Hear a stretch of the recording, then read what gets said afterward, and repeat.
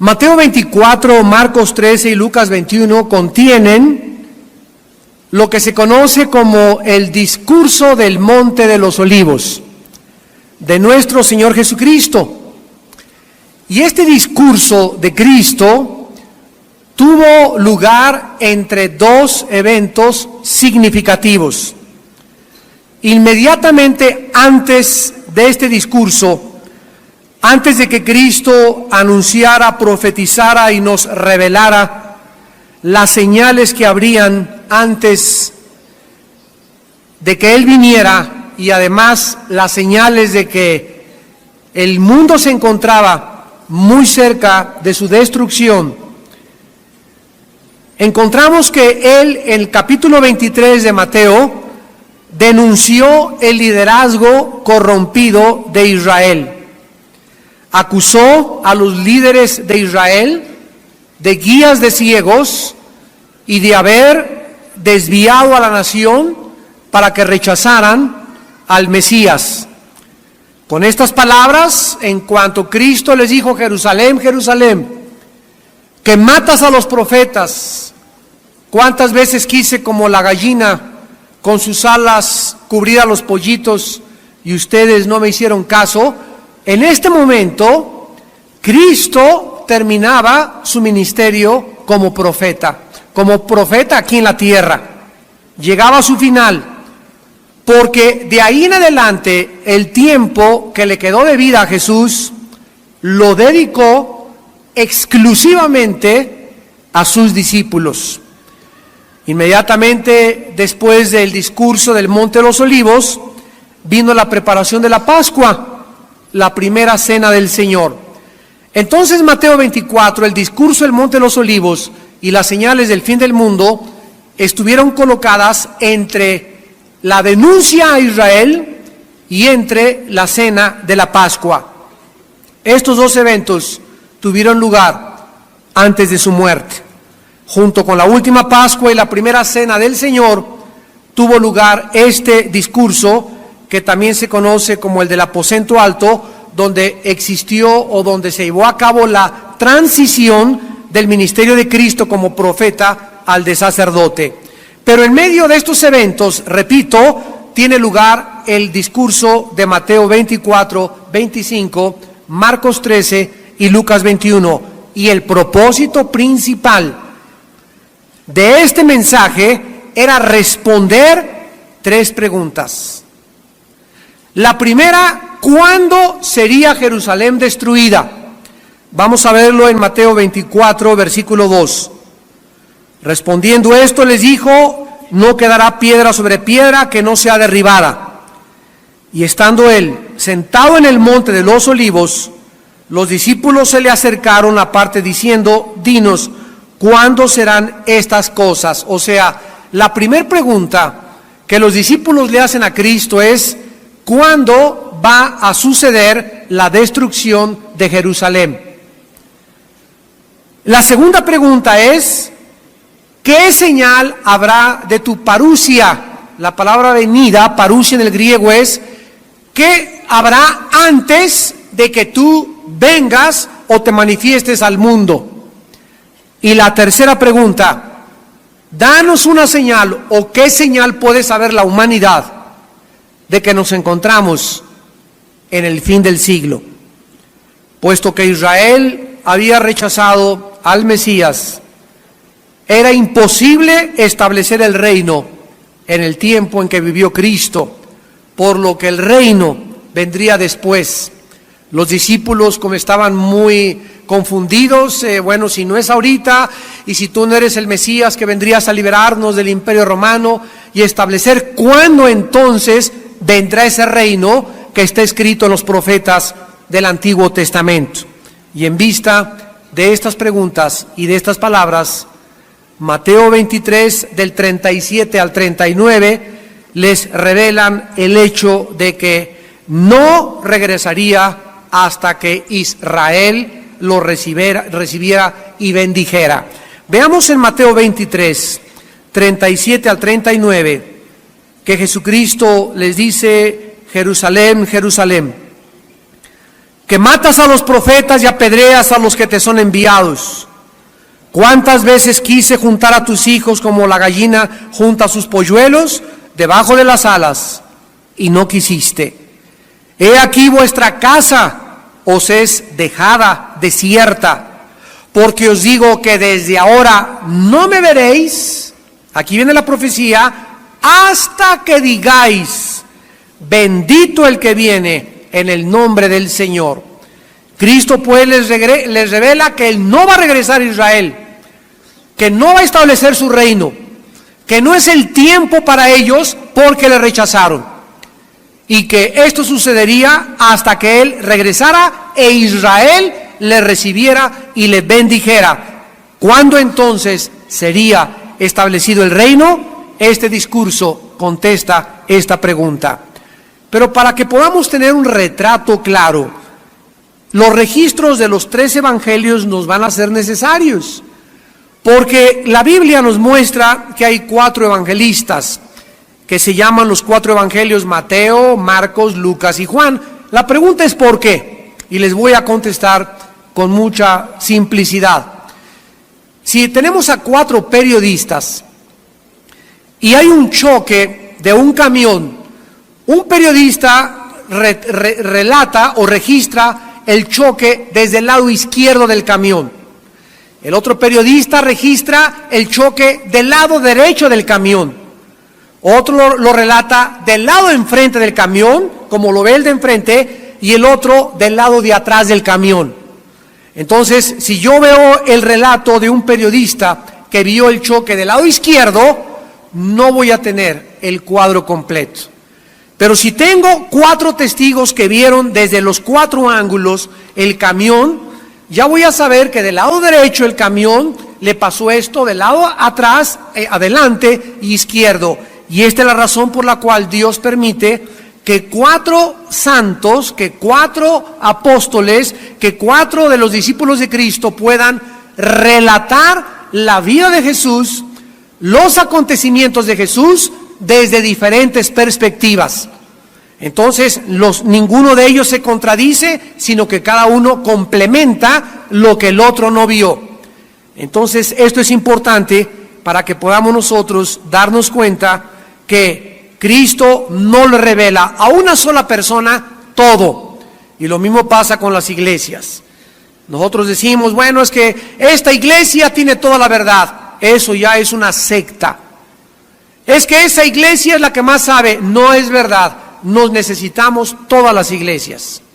A uno les revela Dios el ministerio de la liberación, a otro les revela Dios las lenguas o los dones espirituales, a otros secretos de la alabanza, a otros secretos de la adoración, a nosotros nos revela secretos de la escatología y de la profecía bíblica, pero a otros tienen más teología, a otros tienen más eclesiología, a otros tienen más hermenéutica, y así todos nos damos cuenta que nos necesitamos. Yo continuamente estoy buscando libros de mis hermanos y qué dijo el pastor de aquella iglesia, y continuamente, porque necesitamos la información de todos. Y a mí me bendice mucho escuchar a mis hermanos que llegan aquí a predicar a México y el mensaje que dieron a aquella iglesia, y trato de buscar cassettes y estarme retroalimentando, porque yo sé que yo no lo tengo todo, ni ellos lo tienen todo, ni nadie lo tiene todo. Todos necesitamos de todos, porque dice en 1 Corintios 13 que conocemos en parte. En parte profetizamos. Cuando venga lo perfecto, lo que era en parte entonces será completo. Mientras tanto, nadie puede ser el dueño absoluto de la verdad. Muy bien, entonces el marco histórico, vamos a comenzar con este marco histórico de este mensaje de Cristo, después de que Cristo denuncia a los líderes religiosos y les anuncia la destrucción del templo de Jerusalén. Jesucristo sale del área del templo y los discípulos aprovechan de ver la majestuosidad del templo que Herodes en aquel tiempo había reconstruido.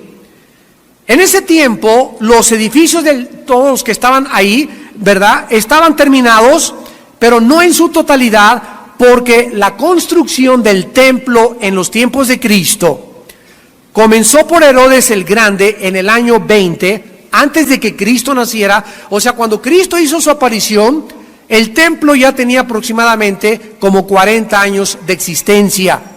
Y fue terminado en el año 64 después de Cristo, o sea, 6 años antes de su destrucción. Las palabras de este discurso fueron pronunciadas en el año 30 después de Cristo, por lo que el edificio, repito, tenía entre 40 y 50 años de edad.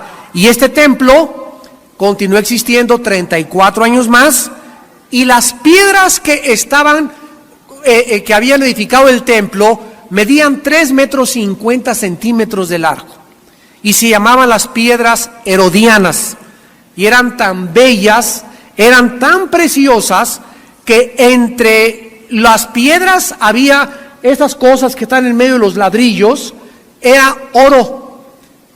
Y cuando los romanos llegaron en el año 70 y cumpliendo la profecía de Cristo que no quedaría piedra sobre piedra, como el oro estaba en medio de las piedras e incendiaron Jerusalén, el oro se derritió. Entonces los romanos, para poder sacar el oro, dejaron que se enfriara, abrieron las piedras y por eso no dejaron piedra sobre piedra. Ahora bien, había, antes de que Cristo les contestara las preguntas, y vamos a pasar a continuación a Mateo 24 del versículo 5, dos características principales antes de que cualquier cosa sucediera, dos características principales en la época de la iglesia. La primera, dice la Biblia, versículo 5, vendrán muchos en mi nombre diciendo, yo soy el Cristo, y a muchos engañarán. Ahora bien, cuando llegaron al monte de los Olivos, la profecía de Cristo hizo que surgieran en las mentes de los discípulos las tres preguntas que vamos a estudiar. Cuando Jesús les dice, ven toda esta majestuosidad, ven ustedes estos edificios que se maravillan, qué lindo edificio, qué bonito, qué arquitectura, qué belleza, todo será destruido y no quedará piedra sobre piedra. Y estas tres preguntas, la primera es, ¿cuándo serán estas cosas? O sea, ¿cuándo será la destrucción del templo? Número 2, ¿qué señal habrá de tu venida? ¿Cuándo podremos saber que tú estás cerca de regresar a la tierra? ¿Y qué señal habrá para el fin del siglo? Apunten por favor, la palabra siglo es muy importante en el griego. Es la palabra griega aion, como suena, aion, y significa una época o cierta economía de la duración del tiempo bíblico. ¿Qué significa el fin del siglo? ¿Por qué un siglo? Un siglo literalmente son 100 años. Pero ustedes, estudiantes de la Biblia, van a estar continuamente descubriendo en la Biblia el siglo y después del siglo y el siglo venidero. Cuando vean ustedes esta frase aion en el griego, significa la época que va a venir. ¿Qué época estamos viviendo nosotros actualmente? La época de la iglesia. Desde Cristo hasta su segunda venida se llama la época de la iglesia o la época de la gracia también. Aunque siempre ha habido gracia, así se le llama desde Pentecostés. ¿Cuál es la época que sigue? El milenio. Entonces, el siglo es cuando termine la época de la iglesia hasta la segunda venida de Jesucristo. Se llama este siglo, estos 20 siglos que han pasado desde la venida de Cristo. Ahora pues vamos a ver que al contestar estas preguntas, Cristo les revela las características de la iglesia y en ninguna de estas señales les insinúa que va a llegar el fin. Jesús quería que los discípulos no brincaran a sacar conclusiones por los diferentes eventos, por lo que escoge revelarles las cosas que no significaba que el fin había llegado. Dice Mateo 24, versículo 5, vendrán muchos en mi nombre diciendo, yo soy el Cristo, y a muchos se engañarán. Todos sabemos que Satanás es imitador, falsificador. Yo no puedo, si soy falsificador de dinero, falsificar un billete de 550 pesos. No puedo falsificar un billete de 5,000 pesos. ¿Por qué? Porque no existe un original de 550 pesos ni billetes de 5,000 pesos. Alguien que va a falsificar algo, tiene que falsificar el original. Entonces, lo que se falsifica, la piratería, ¿verdad?, como se llama aquí en México, es algo que ya existe y que es duplicado. Entonces, Satanás nunca, jamás falsifica, ni promueve, ni saca algo que no tenga un original. Cuando Cristo hace su aparición y dice, yo soy el Mesías, muere Cristo, y desde Cristo a nuestros días, el diablo trata de levantar hombres y mujeres que se atribuyan a ellos mismos el liderazgo del mundo, la salvación del mundo, la deidad, que son dioses que tienen los iluminados, etcétera, etcétera. Veamos esta verdad en la primera carta de Juan, capítulo 2. Ya el apóstol, desde los tiempos de Cristo, lo escribió inmediatamente después de que Cristo murió. Dice primera de Juan 2, 18. Hijitos, ya es el último tiempo, y según vosotros oísteis que el anticristo viene, así ahora han surgido muchos anticristos. Por esto conocemos que es el último tiempo. ¿Cuándo comenzaron los últimos tiempos? Desde la venida de Cristo. Ahí comenzó la nueva época y terminará con la segunda venida de Cristo. Ya desde que Cristo muere, comienzan a surgir anticristos. Pero noten ustedes que en este versículo Juan primero habla del anticristo en singular. Ustedes oyeron que el anticristo viene, y esto no fue en el tiempo de Jesús, va a ser en la época que tú y yo estamos viviendo. Es en estos tiempos cuando el anticristo va a hacer su aparición en Europa y en el Medio Oriente. Pero dice Juan, así ahora han surgido muchos anticristos. O sea que cuando Cristo hace su aparición en el escenario mundial, ¿quién vino antes de Cristo? Juan el Bautista. Aparece Juan y le prepara, le pavimenta el camino a Cristo, para que cuando Cristo entre al escenario del ministerio terrenal, Juan ya había preparado con 6 meses de anticipación los corazones de la gente, para que cuando Cristo predicara, su palabra no cayera ya en tierra dura. Juan fue como un labrador que metió el surco y comenzó a romper la tierra, y Cristo venía atrás como el sembrador aventando la semilla. Juan le prepara el terreno y Cristo siembra en corazones sensibles. Y así pasa con el diablo también. Antes de que el anticristo surja, va a haber preparación del camino del anticristo. ¿Quiénes le están preparando el camino al anticristo? Los anticristos. ¿Quiénes son los anticristos? Apúntenlo, por favor. La palabra anticristo tiene 2 significados. Anti significa 2 cosas. La primera, en el lugar de. En el lugar de. Esto nos habla de sustitución. O sea, anticristo es una persona que trata de ocupar el lugar del verdadero Cristo. Y en segundo lugar significa en contra de Cristo. Entonces el prefijo anti significa en el lugar de y en contra de. El anticristo va a ocupar el lugar de Cristo, va a tratar de sustituir al anticristo, va a tratar de actuar como un Mesías, y además va a estar en contra de ese Mesías. Ahora, en Primera de Juan 4, se nos menciona otra vez el espíritu del anticristo. Y observen lo que el Espíritu Santo nos revela. Versículo 3, Primera de Juan 4:3. Todo espíritu que no confiesa que Jesucristo ha venido en carne, no es de Dios. Y este es el espíritu del anticristo, el cual vosotros habéis oído que viene y que ahora ya está en el mundo.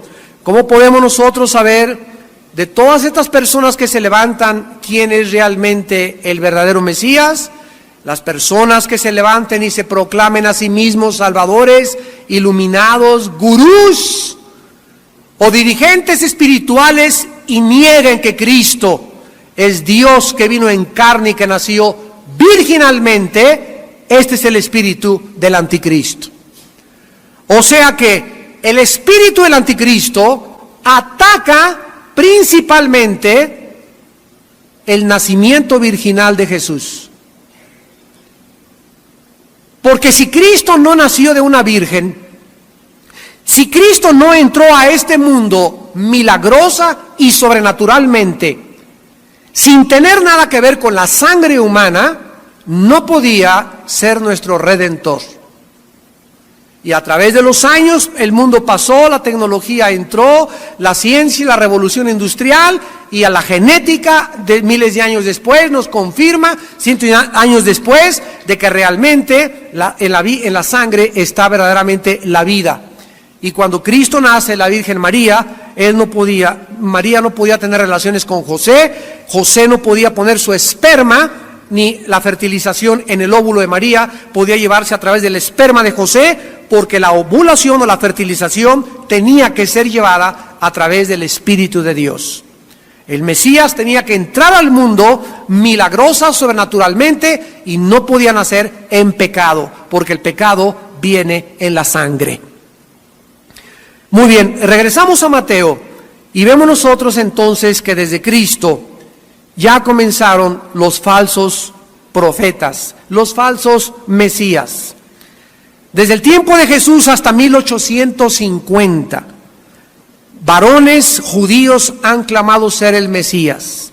Y hasta nuestros tiempos, personas como los gurús, miren, cualquier gurú, todos los gurús que ustedes conozcan son falsos cristos.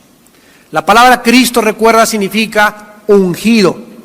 Cuando el gurú, el doctor Estrada, llegó a la ciudad de Los Ángeles, después de que los Beatles, él les comenzó a decir que él era Dios, y de ahí se fueron los Beatles a los montes Himalayas y regresaron a Estados Unidos en los 60 para fumar marihuana, y John Lennon decir que ellos eran más famosos que Cristo. El doctor Estrada, el gurú de ellos, llegó, el que comenzó a iniciarlos en las filosofías orientales, llegó a la ciudad de Los Ángeles, y cuando llegó a la ciudad de Los Ángeles, al llegar a los reporteros, les dijo: en este momento Dios está aterrizando en Los Ángeles. El Dalai Lama le dijo que vive actualmente, le dijo al Papa Juan Pablo II en 1998 que él era Dios. Hombres como el reverendo Mooney, de la secta de los Moonies, un coreano, David Koresh, en Waco, Texas, que fueron asaltados por el FBI, murieron miles de personas con él. Jim Jones, que en 1978 se llevó a más de 1,000 hombres de una iglesia metodista a la Guyana, en Sudamérica, y les dijo que él era Dios, que él era el Padre, y los hizo suicidarse al final, cuando les dijo que los americanos llegaban para matarlos. Maitreya, Lord Maitreya, que mandó en todos los periódicos publicar que el Mesías venía. Borilón, el que te bautizó hace poco, el que dice a través de la genética que él va a hacer clones. El Dalai Lama, Mahoma, después de Cristo, en el año 620, dijo que él era el que tenía las revelaciones del ángel Gabriel, y que él era el iniciado, y que realmente Dios era Alá. Todos estos hombres, ¿qué han hecho? Han tratado de entrar al mundo, predicar al mundo, contagiar ideas al mundo, ¿de qué cosa? De falsos mesías. Y esta es la señal más característica, más grande de todos nuestros tiempos. Por todos lados, a cada momento, surgen falsos mesías. Y gracias a Dios que tenemos a uno solo que se llama Jesús.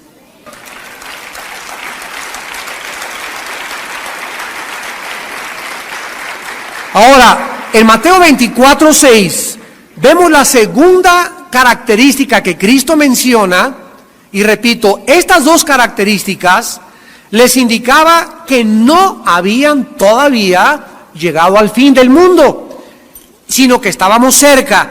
Y estas dos características son los falsos cristos y, en segundo lugar, las guerras. Versículo 6, Mateo 24:6. Y oiréis de guerras y rumores de guerras. Escuchen, hasta 1914. Hasta 1914. Jamás el mundo, desde los tiempos de Cristo, se había encontrado una conflagración internacional bélica. Fue en 1914 cuando la Primera Guerra Mundial involucró a la mayor parte de las naciones del mundo, que tuvo su inicio en lo que ahorita, en la guerra reciente que se acaba de oír de los Balcanes, en el área de Grecia, Macedonia, junto al mar Egeo. Y después, en 1945, terminó, después de 6 años, la Segunda Guerra Mundial, que involucró a la mayor parte de las naciones del mundo. ¿Por qué se llevó a cabo la Segunda Guerra Mundial? Porque un hombre llamado Adolfo Hitler engañó a Inglaterra diciéndole que no tenía armas, que no iba a pelear contra nadie, que no le iba a hacer daño a nadie, y al año siguiente invadió Polonia y Varsovia y Austria. Y entonces incendió a Europa en la Segunda Guerra Mundial. ¿Y qué iba a hacer los ingleses, los americanos y todas las demás naciones? ¿Quedarse con las manos cruzadas? ¿Vamos a dejar entonces no a la guerra y que Hitler haga lo que quiera? Esa era la posición de los grandes héroes de la Segunda Guerra Mundial y es la posición de los líderes actualmente en el siglo XXI. ¿Vamos a dejar que los dictadores hagan lo que quieran, que opriman, que masacren, que asesinen a su pueblo y que pongan en una amenaza el petróleo internacional y la seguridad de las naciones en el mundo? ¿Lo vamos a permitir? Hace muchos años Eddie Burke, un gran escritor, dijo: el mal solamente triunfará cuando los hombres buenos no hagan nada. Entonces imagínense ustedes, en 1939, no a la guerra, peace and love, se levantaron las naciones y tuvieron que intervenir. ¿Quién puede negar en sus 5 sentidos que la Segunda Guerra Mundial fue necesaria? Y fue una bendición. ¿Cómo que una bendición? Claro que sí, porque si no hubiera habido la cantidad de muertos que hubo, hubiera sido peor el nazismo controlando el mundo entero. ¿Qué quiero decirles? Que hay guerras que son necesarias, que son males necesarios. No todas las guerras son buenas, hay guerras que son necesarias. Y cuando alguien amenaza la paz y la seguridad social del mundo, el mundo se tiene que levantar, los héroes se tienen que levantar. ¿Cómo vamos a dejar que nosotros veamos el mal levantarse y sacar sus 7 cabezas como un dragón y quedarnos todos con las manos cruzadas? Peace and love. Eso es un mundo utópico, eso es un mundo de ilusiones, es el mundo de Alicia en el país de las maravillas. Cristo lo está anticipando: oirán de guerras y rumores de guerras. Pero fíjense lo que dice: miren que no os turbéis, porque es necesario. Es Dios el que nos dice: es necesario que estas cosas acontezcan, pero aún no es el fin. Jesús dice que cuando comience el mundo a oír de guerras y rumores de guerras, cuando el mundo comenzó a oír de guerras y rumores de guerras, en el siglo XX, el siglo que acabamos de pasar. Nunca, después de la Segunda Guerra Mundial, 385 guerras han sucedido, locales, golpes de Estado, genocidios, guerras étnicas, revoluciones, golpes de Estado. Las Naciones Unidas no han podido, y como dijo Dion Teofilito, ni podrán establecer la paz en el mundo, porque las guerras continuarán hasta que el ser humano haga la paz con Dios. Y no es hasta que el príncipe de la paz haga su aparición en el mundo que las guerras cesarán. Creer otra cosa es vivir una ilusión. Repito, es vivir en Alicia en el País de las Maravillas. Es creer que los seres humanos somos buenos y que vamos a lograr la paz. Y por favor, ya no se peleen nación contra nación. Les suplicamos, ya no se peleen, que ya no haya divorcios, que ya no haya secuestradores, que ya no haya asesinos, que ya no haya abortos. Estamos viviendo una ilusión. Es un mundo donde existe la maldad. Y mientras haya maldad, habrá abortos, habrá divorcios, habrá pleitos, asesinatos, y las guerras, Cristo nos los profetiza, aumentarán. Ahora, ¿qué nos está diciendo Jesús? Que cuando oigamos de guerras y rumores de guerras, que fue el siglo XX, miren que no se turben, o sea, todavía no crean, ya Cristo viene, ya Cristo viene. Es necesario que esto acontezca, pero aún no es el fin.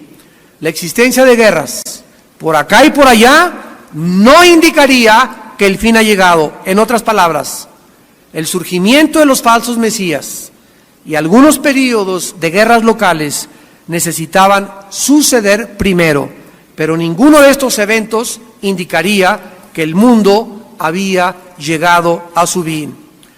Ahora, veamos en segundo lugar en Lucas 21. Habiendo dado Cristo las características principales, antes de que vengan las cosas peores, Cristo regresa a su propio tiempo para profetizarles. Esto no aparece en Mateo 24, lo registra Lucas. Las experiencias que los apóstoles atravesarían antes.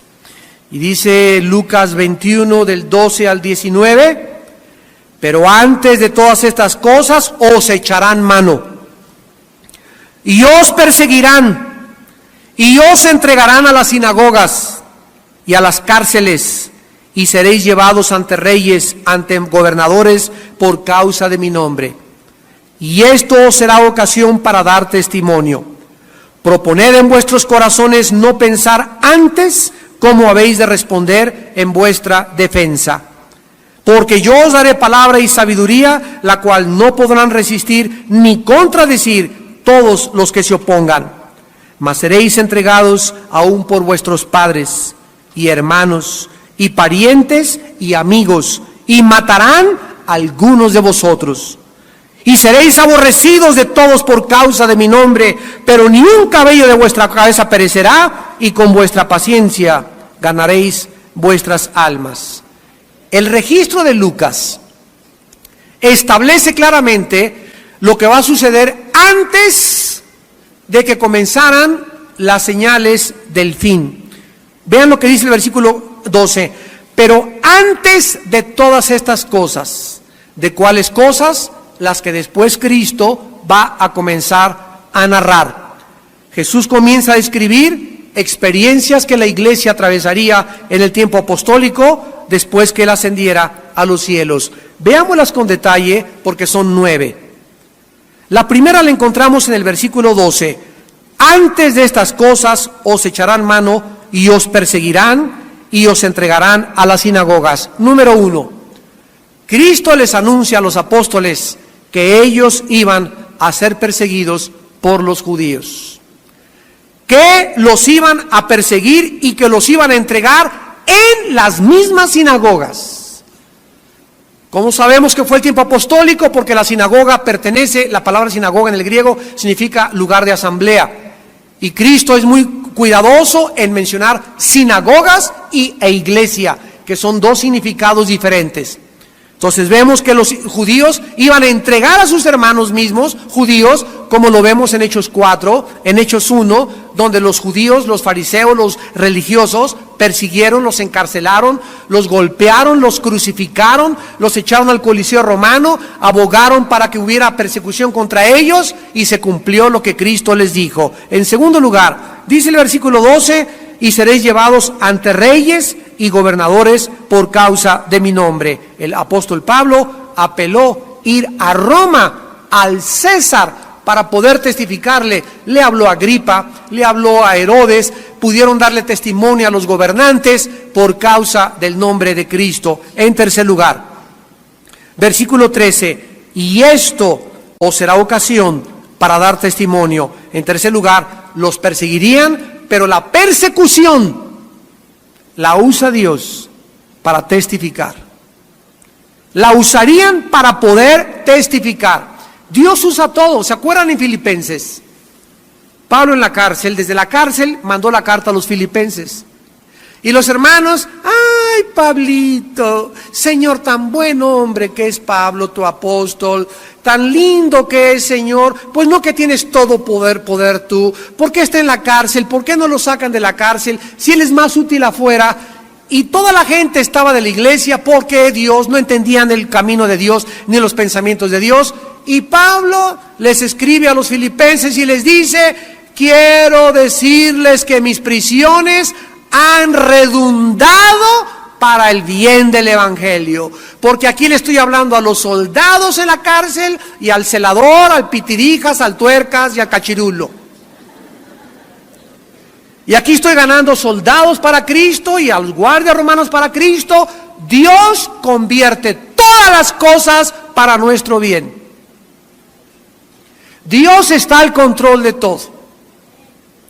Nunca te hagas la víctima ni el sufrido. Ay, mi esposo, si tuviera tu esposo sería mejor. Tu esposo es que no lo has podido entender. Es el instrumento para que madures, para que te fortalezcas, para que empujes más. Y si no lo haces, Dios te deja. A lo mejor tu esposo no se convierte y te entierra tu esposo en el jardín.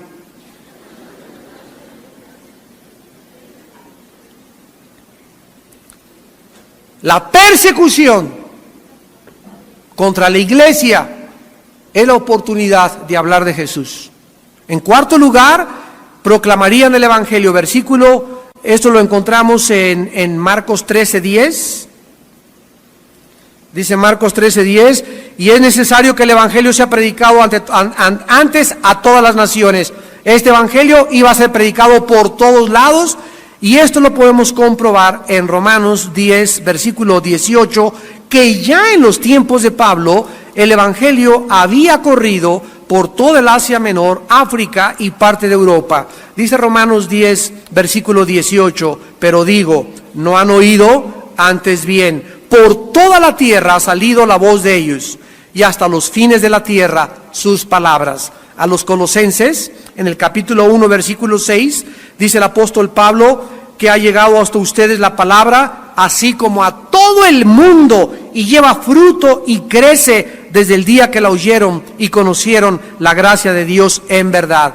Cristo profetiza que los apóstoles llevarían al mundo entero la palabra, y saben ustedes, señores historiadores que nos están escuchando, y señores sociólogos y antropólogos, ¿quién fue el que conquistó al imperio más grande de la historia? Al imperio romano lo conquistó el evangelio de Jesucristo.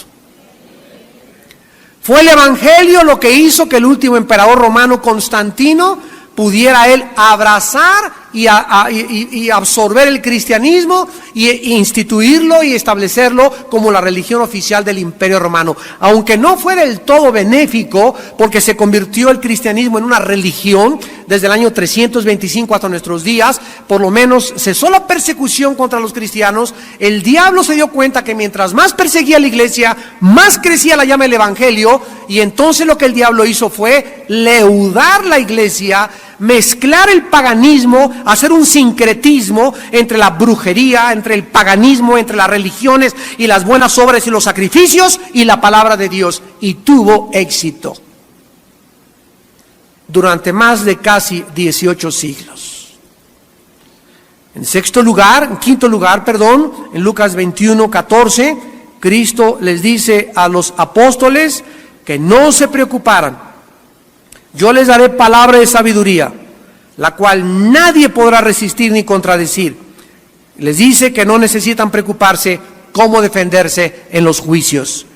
En el momento en que alguien te hable, ay hermano, ¿qué le voy a decir a mi esposo? Ay hermano, ¿qué le voy a decir a mi maestro que mañana me van a preguntar de la evolución? Y me van a preguntar mañana de la guerra. No te preocupes en ese momento lo que has de decir. en ese momento Dios te dará sabiduría. Y créamelo, yo lo he visto hay veces que tengo que enfrentarme a un debate, o ahorita me acaban de entrevistar del periódico La Jornada, preguntándome de la guerra, qué opinaba, que por qué, que ya saben toda la polarización que existe, y no tienes que preocuparte qué les voy a decir, y voy a estudiar, no, en ese momento es increíble cómo nos toma el Espíritu y nos da sabiduría para poder contestar. En un programa de televisión, en un debate, en lo que tú quieras, Dios nos promete, en el momento de presentar defensa, estar con nosotros. Gloria a Dios.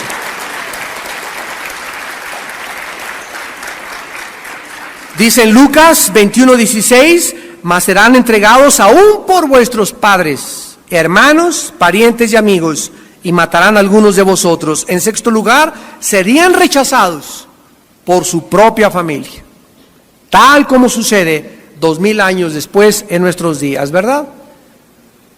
Dice en 2 de Timoteo 3 que el carácter de los hombres se deteriorará al grado que habrá hombres amadores de sí mismos, vanagloriosos, sin afecto natural. Y lo vemos actualmente. Hemos llegado a una época donde estoy hablando en los últimos 25 años, de hace 25 años a nuestros días, nunca ha existido la rebelión tan abierta de los hijos contra los padres. Ahora es lo más normal, y tú qué viejo cara de alacrán que me ves. A mí no me digas nada, yo hago lo que quiero, meto mota a la casa si quiero, y si no, a ver, haz lo que quieras. Y los papás, ay sí, mi chiquilín. En lugar de que agarres a tu chavo, ¿verdad? Y agarras carretera y agarras tu maleta, aquí no vas a hacer lo que quieras en la casa. Los papás consentidores crían alacranes con alas. Lo vimos el sábado en la escuela de padres. Les recomiendo los cassettes Educando a sus hijos de ayer, que tuvimos aquí el seminario en la iglesia de padres. Muchos de ustedes vinieron y les hablé sobre eso, de cómo educar a los hijos. Y los padres consentidores tendrán hijos consentidos que serán avergonzados.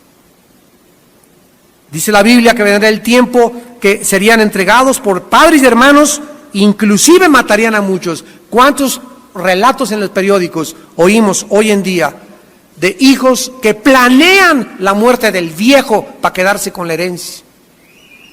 O aceleran y hasta un susto le dan a la mamá para que se muera de un infarto y quedarse con la herencia. Hasta en el tinaco la entierran. Se llama pérdida del afecto natural. Cuando se pierde el agradecimiento a los padres. Y no importa que me digas tu mamá fue la narcotraficante de Zahualcóyotl y le decían la tigresa de Santa Julia. O que tu papá haya sido el peor de los padres que hayas tenido. Hay un juez que los va a juzgar. Tú eres su hijo, yo soy su hijo de mi padre, y ninguno de nosotros nos da Dios la prerrogativa de levantar y aventar la primera piedra contra ellos. El que esté libre de pecado, apedrea a tu padre. Pero las mismas piedras que tú le aventas a tu padre, tus hijos te las aventarán a ti. Y tal vez tus nietos. ¿Cuál es nuestra posición y nuestra actitud? Bendecirlos, honrarlos, respetarlos. ¿Qué, papá? Sí, papá. A sus órdenes, general. ¿Qué? Sí, cállese. Y mejor salirte, ¿verdad? Y si tu papá es mormón y tu papá es comunista y tu papá no es cristiano, ¿verdad?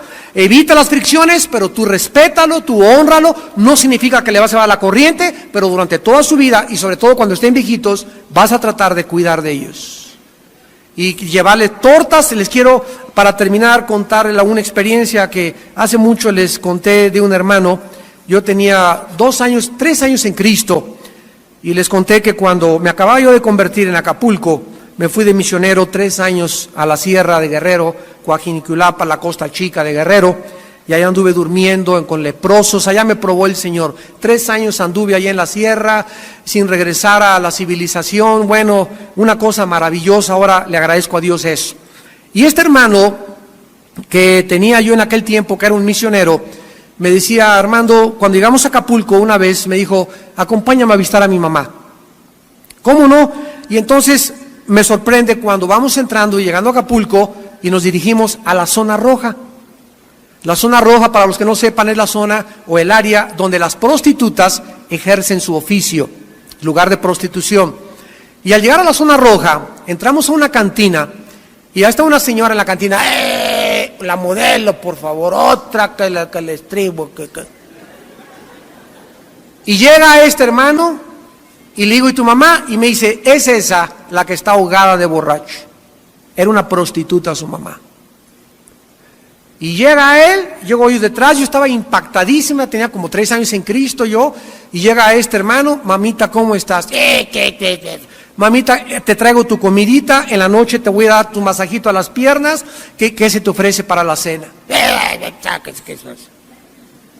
Bueno, este amor de este hermano por su madre, siendo su madre prostituta, y él cumpliendo la palabra de Dios, hicieron que este amor de este muchacho, esta madre a los 3 años, en 1979, fuera alcanzada por el Evangelio.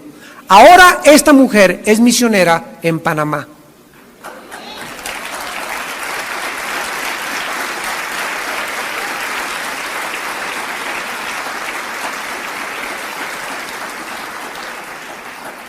El amor de Dios por una madre. ¿Y tú? ¿Cómo ves a tus padres? Así como los ves, tu amor y tu misericordia hará Dios que tú seas un instrumento para su salvación. Y Dios nos dice, ¿y nosotros qué éramos antes de cristianos? Ninguno de nosotros fue llamado San Martín de Porres antes. Todos dicen, Tito capítulo 3, éramos aborrecibles, parranderos, borrachos, jugadores, drogos, hipócritas, mentirosos, perjuros, adúlteros. Y tú te atreves a juzgar a tus padres. Honra a tu padre y a tu madre, Efesios capítulo 6, para que te vaya bien en la vida. Y cuando nosotros tenemos esta actitud ante aquellos que gracias a ellos estamos vivos y coleando todavía en la vida, no importa lo que ellos hayan sido, nosotros recibiremos la bendición de Dios. Aunque seas perseguido por tu familia, perdónalos. El secreto en esta vida es nunca amargarte contra nadie. Oremos.